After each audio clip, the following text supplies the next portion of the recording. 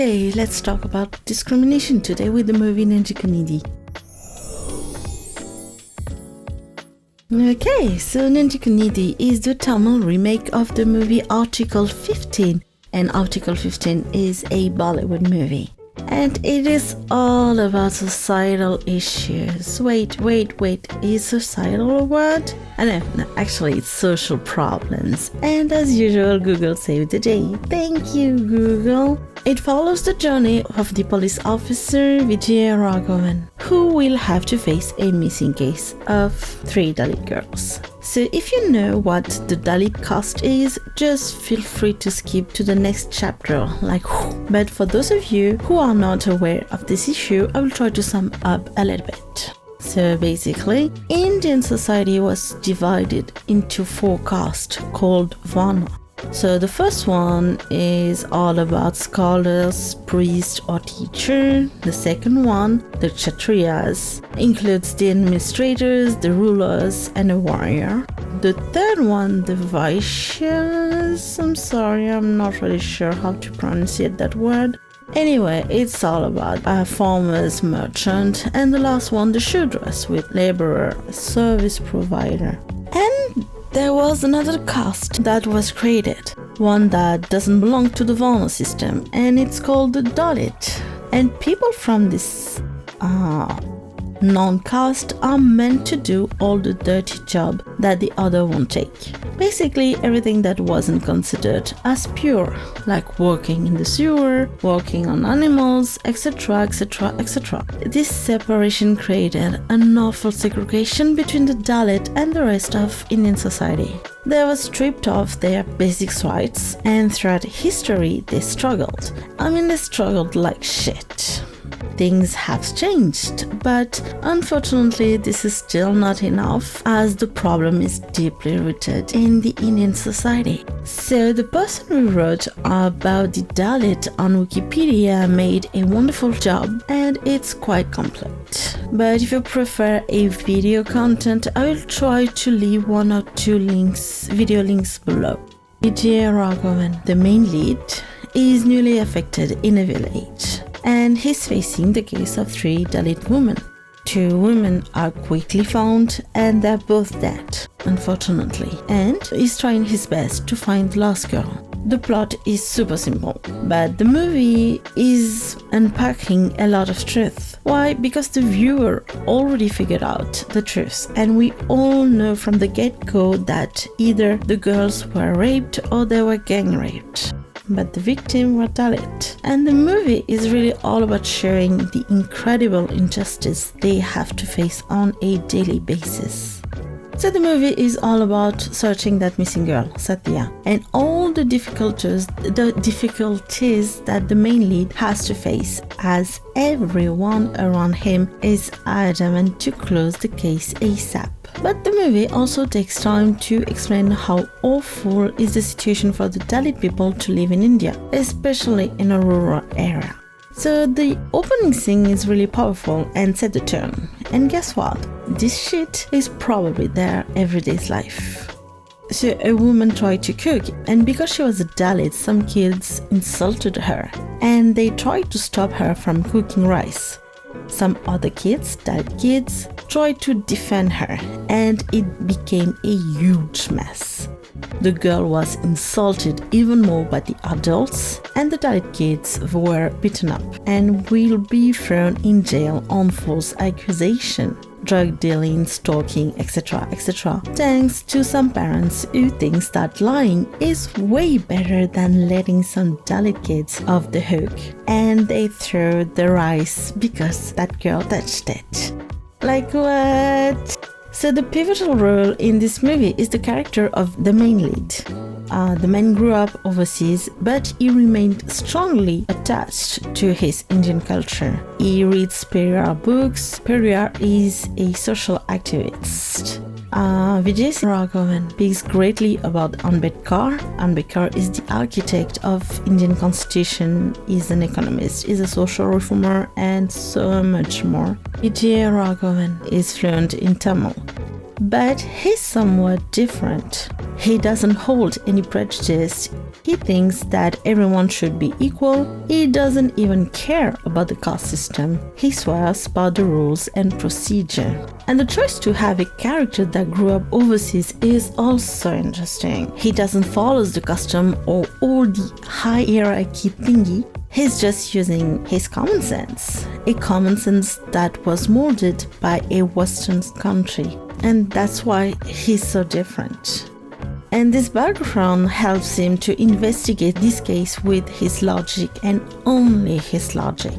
He's justifying his actions with only one weapon, which is the Article 15 of the Constitution of India. And basically it's just the prohibition of discrimination on any grounds. But soon enough, he's realizing that he can't do his job properly.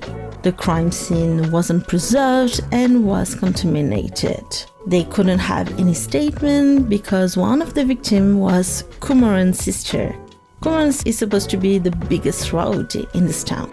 And one of the police officers tries to push his theory without any investigation. He suggested an honor crime and told that the two victims were in a relationship and they were killed because they were lesbians. And this inspector doesn't give a shit about this case.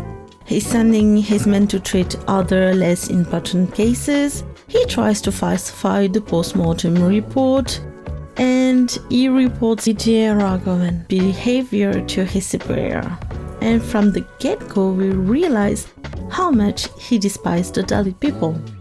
He respects dogs more than he respects them. And that annoys Vijay, and he's realizing how difficult this case is going to be. But Udhayanidhi is a man who believes in logic and facts. And throughout the movie, he will try to detangle all the mysteries surrounding this murder/missing case. He has a girlfriend named Aditi, his guide. She's a PhD holder who's advocating for gender equality and human rights. And she's someone who knows all about the inequity faced by the Dalit people. And she keeps warning him that there is more to this case. She knows that history keeps repeating itself, and she gives him so many examples of unfair treatment they had. She is his emotional support, who is more aware than him about this whole thing. So the movie is solely focused on the main subject, the unfair treatment of the people who doesn't belong to this class system. Aditi gives so many stories that happen throughout history, and all the songs are all about this issue. Nothing deviates from the main theme. There are one or two very light comic relief moments, but it's like a short break before getting into the mud again. And as a viewer, we can see what kind of oppression they have to face on a daily basis. They are disregarded as human beings, they're being called this or that like they are some kind of object or something. They're insulted, they're getting beaten up for merely 30 rupees. And this list is just a sad example of the many injustices they have to face and how much they are dehumanized. And Kumaran is the face of a system that wants to change things. The man has been labeled as the local rowdy when he merely tried to face all the unfair treatment they had. Is a man full of anger and hatred toward a society that wants to keep things the way they are. But his meeting with the main lead changed him in some way. There are some characters that are also interesting to talk about, but I'm going to stop right there because I don't want to end up talking about the whole movie. The movie has some great scenes. The first scene speaks a lot, of course. You know, the rice incident I mentioned earlier. But I just wanna, talk about the side character who just nailed her part. As the Dalit girl leaves the school, the side character gives her a dirty look. And when I say dirty look, oh my god, it is really a dirty look. The level of disregard they have is wonderfully displayed by this side character. Her looks says it all, how much she despises her, and the level of hate is crystallized in her gaze. There's another scene where all the police officers working on this case are having a coffee together and they're talking about the caste they belong to. This simple conversation shows how much the caste system is complicated and how Indian society managed to create so many divisions among human beings. At some point in the story, there's an investigation on the main lead or something. I can't really remember the movie, to be honest. And there's this officer from Delhi who comes to investigate. And, there's someone who brings him a glass of water because that's common courtesy. But the guy from Delhi sees that man and asks him to put the glass on the table and asks him his full name, just his caste. So he can decide to touch or not his glass of water. This is really heartbreaking. Anyway, the ending is simple but somewhat heartwarming. Some shots are just beautiful. I didn't feel any boring moment, to be honest.